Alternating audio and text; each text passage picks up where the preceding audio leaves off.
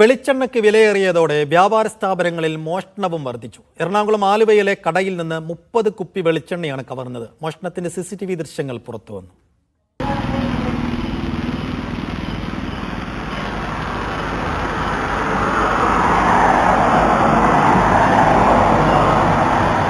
ശനിയാഴ്ച രാത്രിയിലാണ് ആലുവ തോട്ടുമുഖത്തെ ഷാ വെജിറ്റബിൾസിൽ മോഷണം നടന്നത്.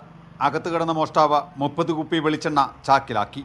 ഫ്രിഡ്ജിൽ നിന്ന് സോഫ്റ്റ് ഡ്രിങ്ക്സ് മാറി കുടിച്ച് ദാഹമകറ്റി. ഒരു പെട്ടി ആപ്പിളും 10 പാക്കറ്റ് പാലും കടയിൽ സൂക്ഷിച്ച 5000-ഓളം രൂപയുമായി കടന്നു. CCTV ക്യാമറയുടെ കേബിളുകൾ നശിപ്പിച്ചു.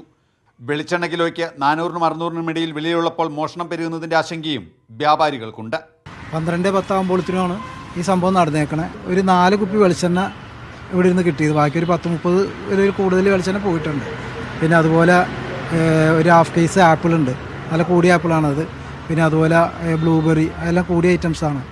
ചാരിറ്റിയുടെ ബോക്സ് വെക്കാറുണ്ട്, അത് ബോക്സ് പാടി എടുത്തുകൊണ്ട് ബോക്സൊന്നും ഇവിടെ ഇല്ല. മുമ്പുണ്ടായ മോഷണ ശ്രമങ്ങളെ പ്രതിരോധിക്കാൻ കടയുടമ നടത്തിയ പരിശ്രമങ്ങളെ മറികടന്നാണ് ഇക്കുറി മോഷ്ടാവെത്തിയത്.